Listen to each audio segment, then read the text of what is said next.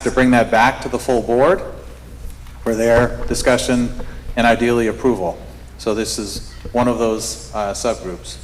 So we've been working on this for a while. We're going to walk you through how we got to today. Just wanted to introduce myself and let Andy do the same. Andy Nichols, Sunapee School Board and also on the capital improvements. And I just want to thank everybody for coming out tonight. I know you're all busy and it looks like we have a pretty good crowd. And we're going to go through a long process tonight and hopefully some exciting news will come out of the end and we come up with some solutions. So let's get it on. All right, so straightforward agenda. We want to inform you of all the work that's been done to get us to tonight, what's gone in. There's a long history in town for anybody who's new to town, isn't familiar with this. I think it started in 1996, maybe before, so this is about a quarter century of conversation that's gotten us to tonight. So our goal is to inform you so you can understand. At the end of the session, we can welcome public comment. We can hear as many voices as possible from the community. We want to hear from you. There's been a lot of work that's gone into getting us to tonight. This is our third forum. We started with an idea generation session, and then we had some initial plans. We took that direct feedback to be ready for tonight. What's the goal for tonight? Yes, to listen, yes, to inform. But we have two different plans, and we need your guidance so we can get to one. That's the true goal for tonight. All right? And what we're going to do is go through all of the plans in detail, and then have your feedback, and then we're going to go in detail so that with pricing and tax impact, so when you leave tonight, you will know with a table that you can take home. This PowerPoint will be on the school site tomorrow, as with the tax impact worksheets. One of them was just finished tonight. So you have all the information as soon as we have it. That's how we've been doing this. That's how we're going to keep doing that. So you'll have access to all of this for tomorrow to go back and review.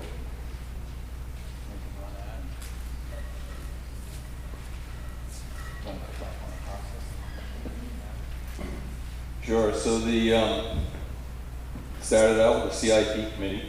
You know, we were formed to come up with some solutions and look into what we had to do to bring the school forth, fix the elementary school, fix the fields. We have some issues with the high school.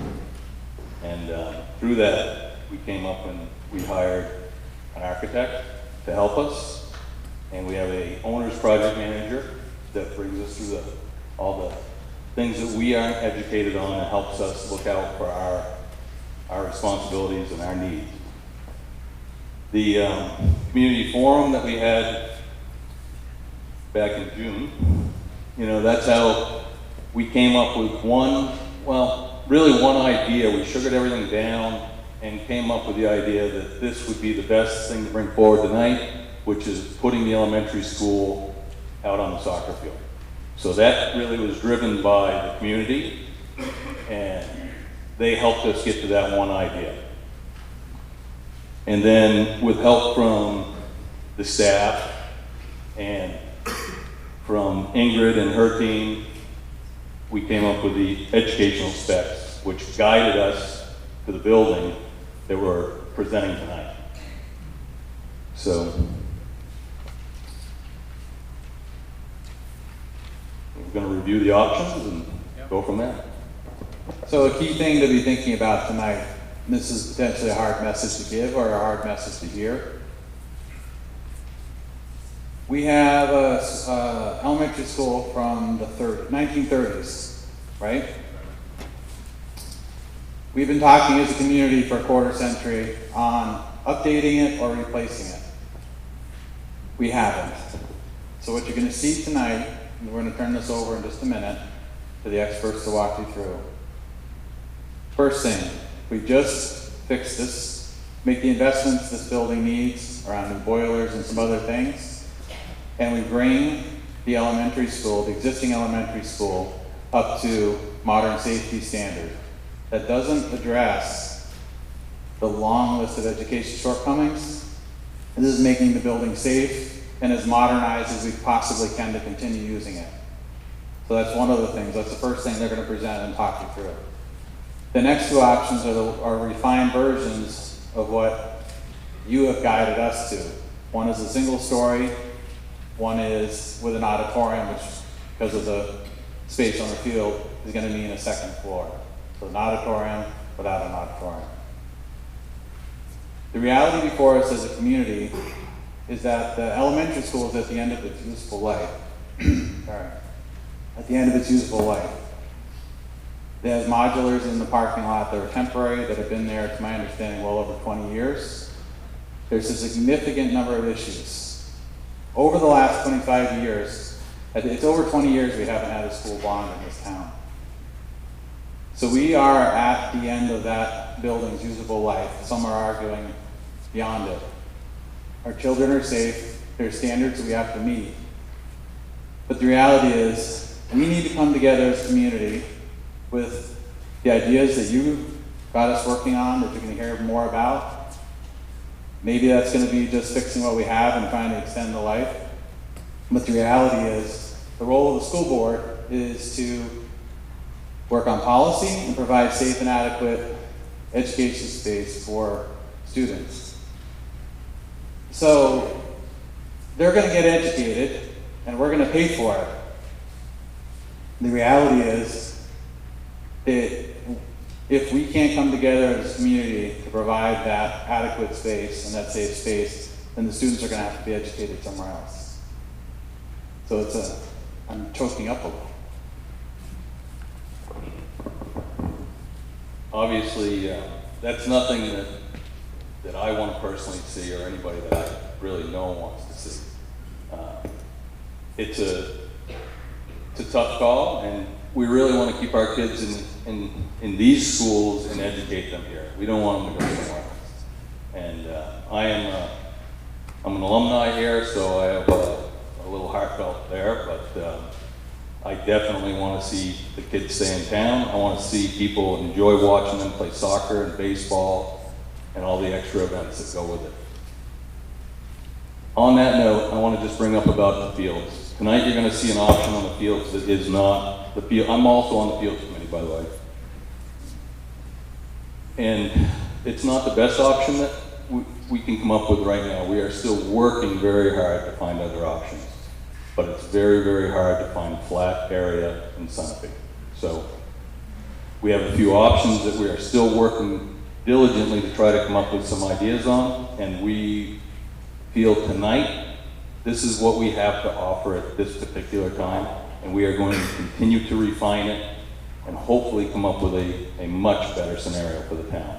But that's where we are right now. We had to come back and give you what we know, and that's where we are. Yeah, to follow on with Andy's, the work that he and his subgroup have done on the fields, we have potentially gone to a level of obstinance trying to get the field to work on the property we own. That's where we are tonight. So you're going to see a lot of body language saying, this is where we are tonight. This is not final. The building isn't final. The costs you're going to see, there's opportunity to review and refine. This is where we are. This is real time of what we've been able to produce for you. But it's vital. A couple of key things. We felt that it was our responsibility to absolutely exhaust the options to fix the field shortage. Without doing anything, we're short on fields. As a community, we've come together and sort of adjusted to it and worked on that. But when you stick a exciting new elementary school on the main field that's used, we've got to replace that. So we have gone to we've pushed our consultants we've got to think differently. How can we put them on the land that we have? That is what we have tonight, because we felt that was to be the most prudent and do that. There's a lot of moving parts of the fields. If people leave here with ideas on other land that could be considered, we would desperately love to hear from you, to have more options than we're working on. We do have a couple options we're working on. The building options are very refined.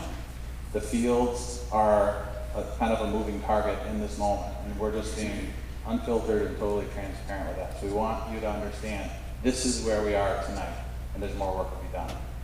And just to clarify with the charge of the board, our board decided to emphasize the K-12 and moving that forward. Another board in the future may or may not do the same thing, but all of this work that we're doing is how do we move the district forward as a K-12, and that's framed where we are tonight. So there's been a lot of prior discussions. We want to be fair to people who are new to the conversation, who haven't visited the school, and haven't gotten an idea of the long list of deficiencies. So you're going to get a little bit of an eye chart coming up because the lists are so long. But we just wanted to show you some things like around the boilers, stairwells, supply, the electrical. There are many original or 50-year-old or more parts in the Carnell Elementary School where our children are.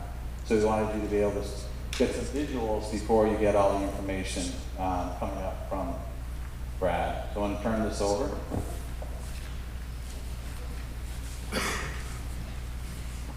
Thanks, Jesse.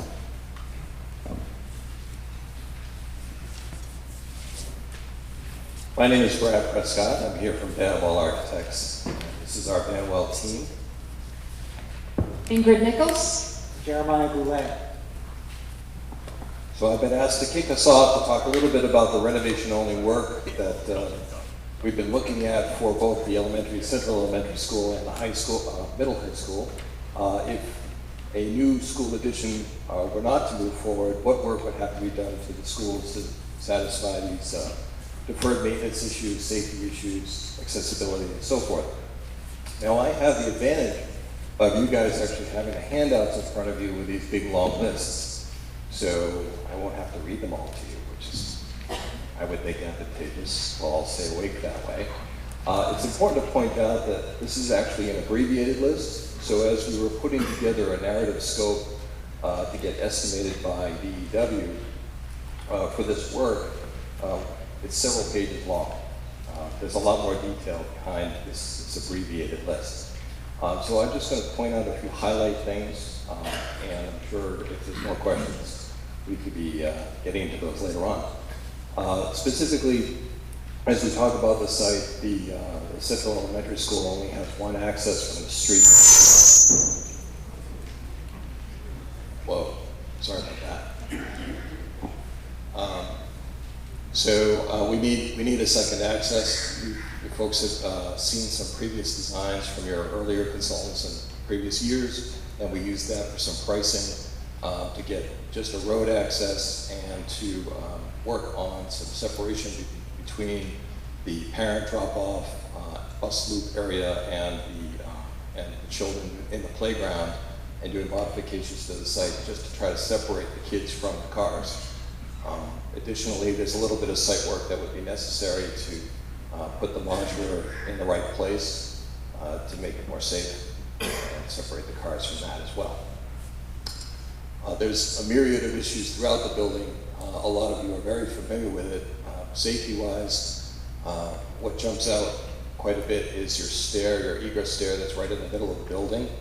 We looked long and hard at this and realized that similar to some of your previous conclusions, that stair really needs to be relocated on the exterior of the building. We found a good spot for it near the elevator, but that's a pricey line item. Handrails, guardrails are all non-compliant. Corridors are not fire rated or smoke rated. You have accessibility issues with the toilet rooms. The platform stage is not accessible. The modular is not handicap accessible. Deferred maintenance issues. The roof is 20 years old, the big flat roof, and when that comes up in the next several years to be replaced, the building code is going to require some structural reinforcement of the building. You have some insulation issues. That the building is highly uninsulated because it's so old. I mean, that was just the vintage back then. Central plant system is near the end of its useful life. Ventilation issues, comfort issues, electrical system is undersized, and you don't have enough outlets on top of that. So adding any outlets to the building requires upsizing the system. I'm just the bearer of great news tonight, aren't I? So that's sort of like the quickie list. There's a lot more detail behind that, and I'm sure we can answer some questions on it.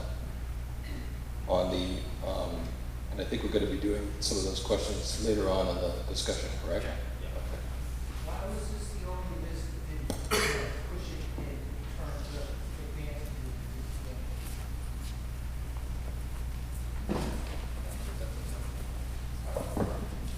the If you could hold your question, we want to get all comments and questions at the end. We want to get them through, because I think what they're going to present, we're confident what they're going to present is going to answer a lot of the questions we get along the way. So with respect, if you can hold on to that question, we'll start with you when we do that section, okay?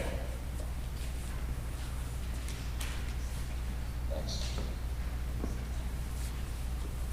So on the middle high school, with the list for renovation only, if no other work was done, we tried to address the fields deficit. We heard loud and clear that you don't have enough fields, and a turf field is necessary for soccer as well as the baseball field. The grass field that you have now in the upper field needs drainage repair. So we're looking at renovating that. Plus a new softball field is needed, so we're looking at the 7 Hart Lane separate site for that, which you'll see later on in the presentation as to what the layout looks like. Getting some sunlight into the science rooms, which are landlocked, as well as the resource room in the high school. Fixing some of the sizing of the physics lab versus the biology lab, and putting in a proper science prep room for that. Your home economics room is rather tired. It's near the end of its life. It's had a lot of use, and it's time to put in new cabinet work, appliances, etc. Lighting controls are outdated and need to be updated to save some energy. And acoustic issues throughout the administration wing, the band room, and the library are some real challenges to properly educating the children in the building, as well as respecting the privacy of very important confidential conversations. Oh, is that better? I just didn't want to kill you with feedback again. And lastly, there you go. Lastly is the central plant system. And that also having issues with the boilers and those being at the end of their useful life. So replacement of those are going to be necessary regardless of your path forward. So that's kind of the big picture of the fund list. You have the list in front of you, so opportunity to read more about that, and we can answer some questions later on as we go through. Just one clarification. This is a renovation only list. This is not any additions to the elementary school, so it does not meet your ed specifications in the program that we've developed for these next 2 options.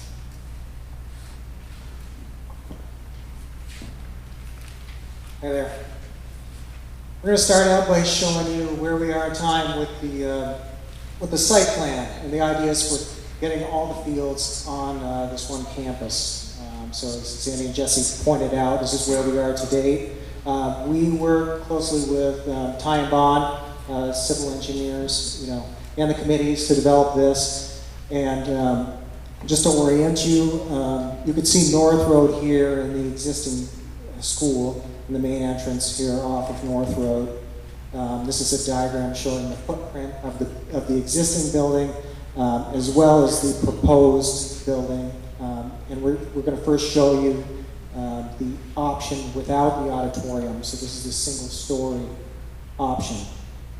So coming from North Road, you have your existing drop-off here, but to surround the new addition, we have the bus drop-off here, and this could be a parent pickup drop-off, visitor parking here. There is one access to the rear of the site due to the challenges we're trying to get around here did not make that feasible to create a loop. So you have one access point here. The variation is different in this plan that we'll get into when we look at the floor plans from what we previously had showed you was a detached elementary school. Both options that we're going to show you, the auditorium version and the one-story version, have the new addition connected to the existing high school. And the reasons for that we'll get into. It's mostly to reduce redundancies, make it more efficient, have shared functions between the two schools. But looking at the site plan a little closer here, Brad touched on what we had priced at this point in time was to renovate this upper field, this baseball field, to be a combined soccer field and baseball field, grass. And also having a new turf soccer field on this site here. And I understand there are some challenges with this location in that there could potentially be some wetland impacts, some ledge and stuff like that needs to be further looked into. There are 33 parking spaces to accommodate the fields up here, and also we have shown 143 new parking spaces adjacent to the existing SAU. It's access from this other road here. And the thought was that this could be student parking, that they could gain access along a trail to the rear of the high school. And you can see the playground off the backside of the elementary school. So with that, I think I will just jump into the floor plan for the single-story option without the auditorium. And what we've done here is create one new centralized entrance for the entire school.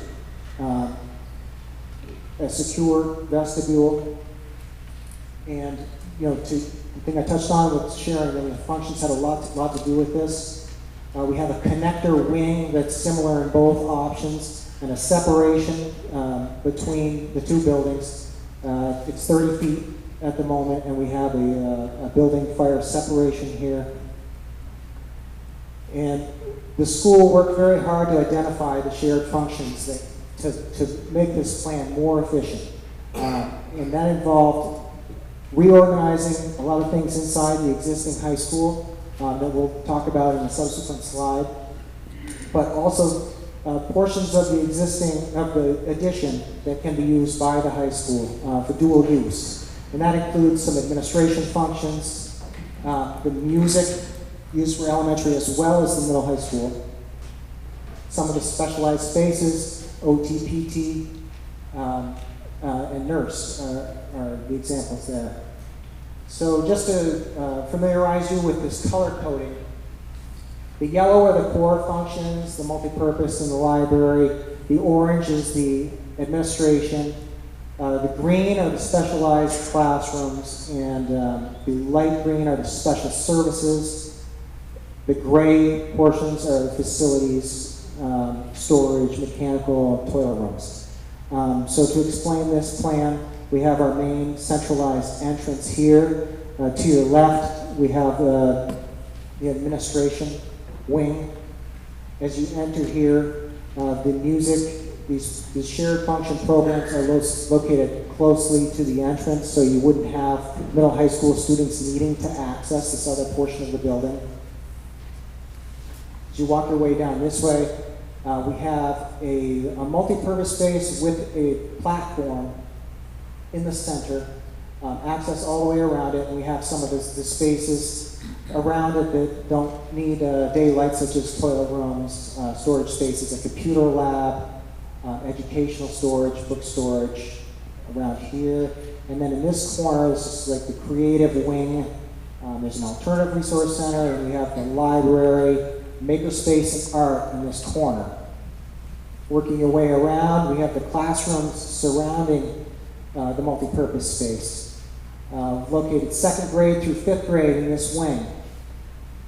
And then pre-K and kindergarten on this side. And the idea with that being that would be a playground here that's easily accessible for the younger kids with direct access. mechanical space, toilet rooms located on the interior, accessible, remotely to the adjacent spaces, and specialized services. These are the emotional disabilities, OTPT, resource rooms, speech rooms, math intervention, reading intervention rooms, testing rooms in this location. And I believe that fairly well covers this plan.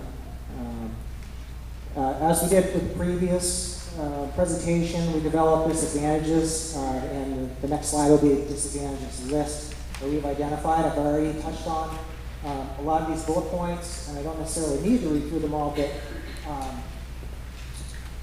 really wanted to pursue the information that we gathered from the previous meeting is that one centralized campus was something that was very desired. So that's how we went in this direction. Simplifies the bus routes, on one site. Less transition time between schools, shared staff. It's relatively flat, the soccer field next door. This is a one-story option, so it doesn't need stairs or elevator, and that associated costs. The parent drop-off and the buses can be separated. Playgrounds easily accessible.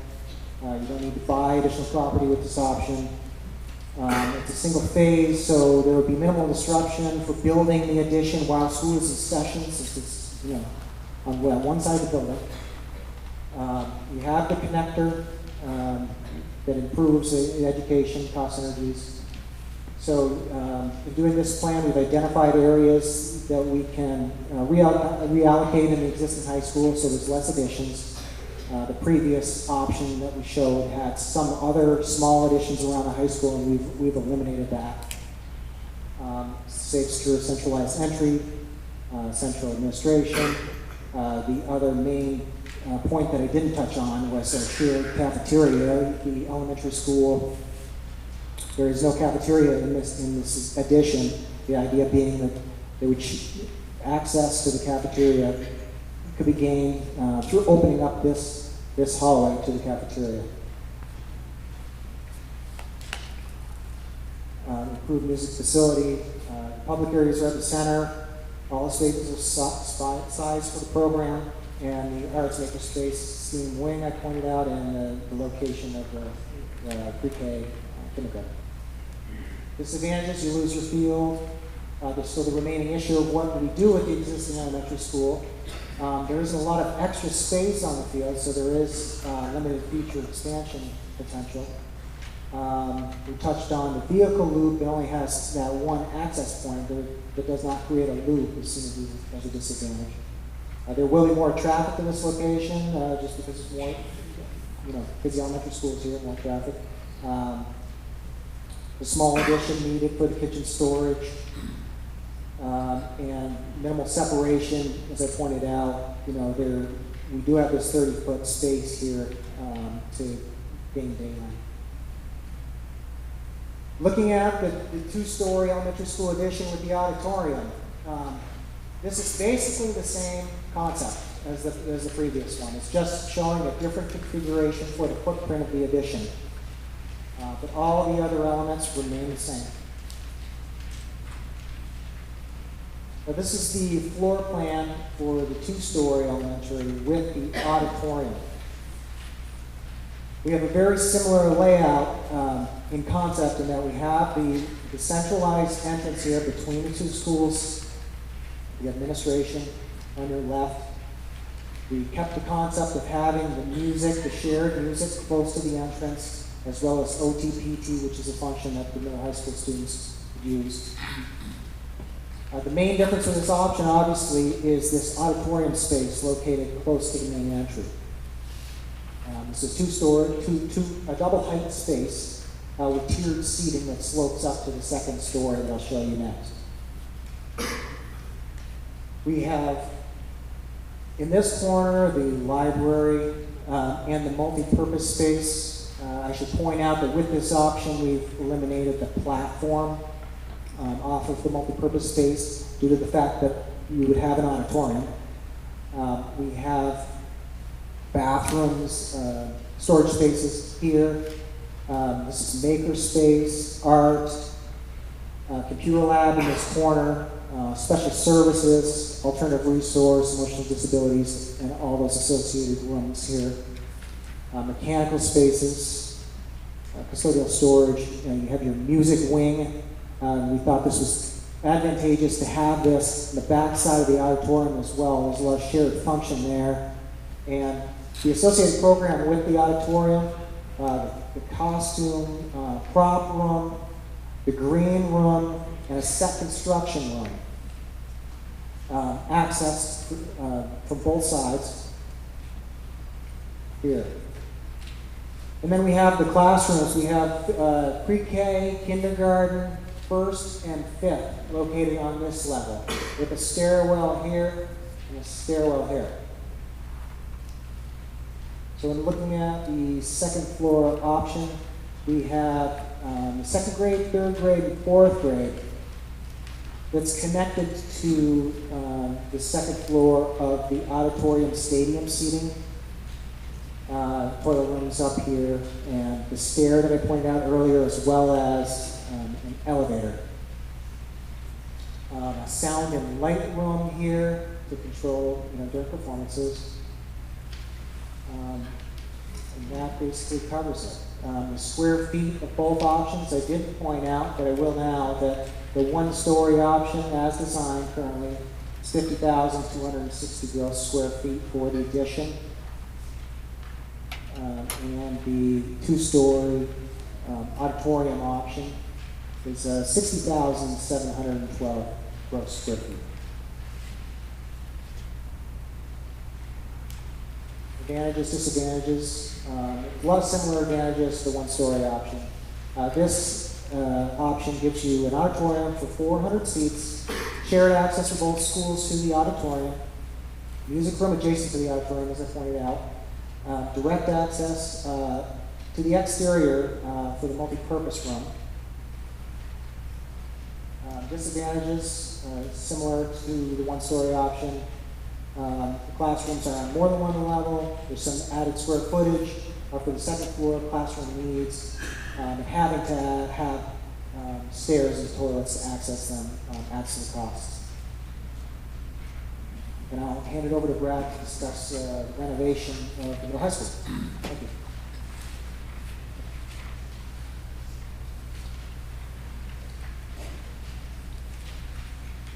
So can you hear me?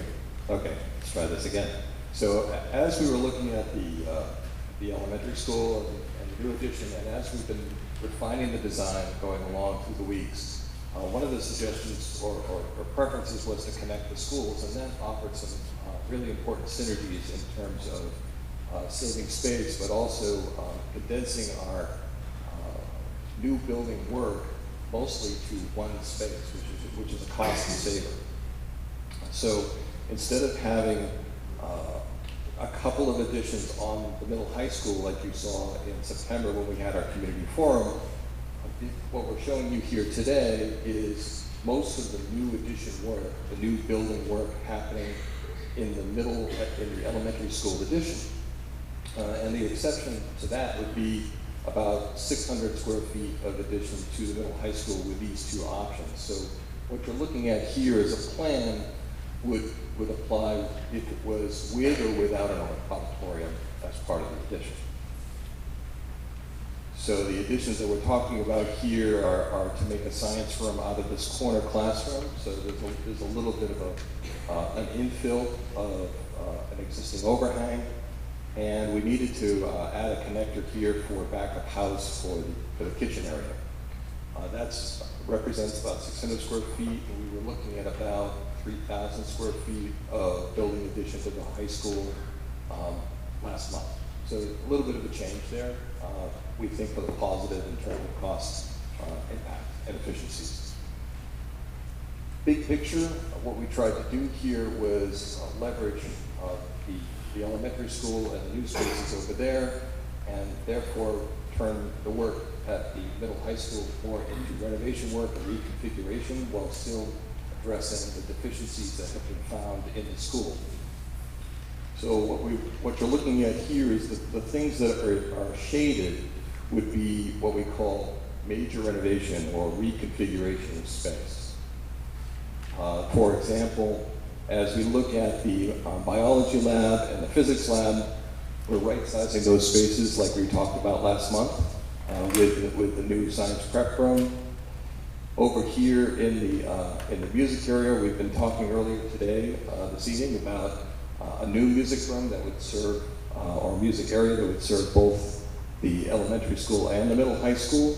And that affords us an opportunity to actually fix this room and take care of a lot of deficiencies. We have some asbestos in this room that could be abated, and while we're doing that, we can fix some accessibility issues. Right now, it's not a compliant room.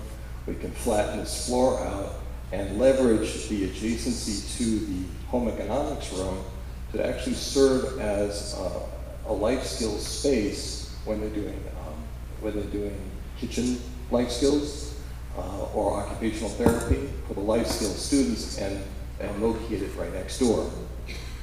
Emotional disabilities would be located inside the building instead of in the addition where we were showing it to you last month. And then the conference room, assisted study, and so forth would be inside the building, as well as a reconfiguration of the teacher's room to allow for paraprofessionals to store their materials and put bathrooms in here that are actually ADA accessible instead of the closets you have now. And then we put in a group lunchroom for the small group lunch that's needed for the elementary school. So as we leverage the cafeteria for both schools, we still retain the important small group lunch area that's necessary for that age group.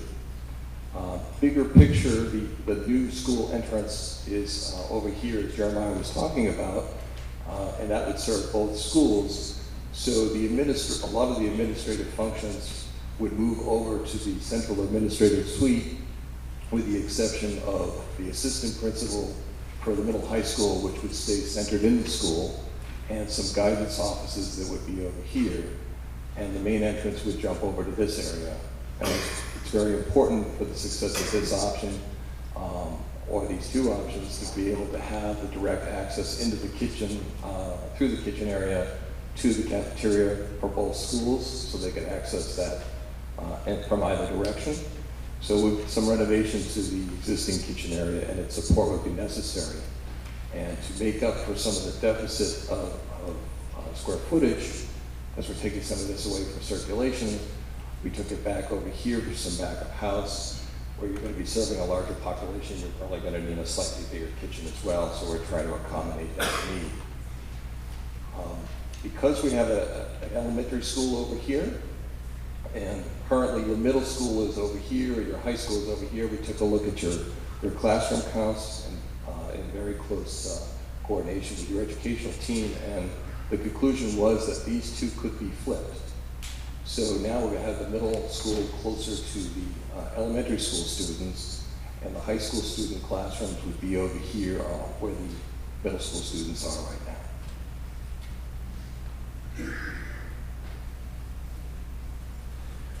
So as an advantage, the program needs get met with minimal additions or costs. The middle school becomes closer to the elementary school, and the life skills are adjacent to the home economics area. We have a student parking area that's in a remote lot, and although we think it's a great advantage that you get a new lot for those students, it is remote, so there is a walk there that we thought was less advantageous. And there is a longer walk for the middle high school students to get to the school psychologist and the nurse than they will be doing right now, and that's a function of having a shared service. So briefly, we wanted to talk a little bit about the 7 Hart Lane site. This was the site that was identified by the town as being an opportunity for your new softball field. We looked at this site for softball as well as soccer to see if we could make it work for multiple functions. The civil engineer basically said that the site is just unfortunately too small for a soccer field. And the softball field, on the other hand, works quite well in this location, and the orientation is just right. We have, I believe that's 30 parking spaces. I can't read it right now. And there is more opportunity for parking along the road as well. And it's softball size only with quite a bit of grading, but it does work. Jumped ahead. I want to thank you folks at Banwell for your participation so far. I'm Gordon Bristol, the owner project manager, and I'll be introducing DEW in a moment. But what we're going to be talking about is costs of this project.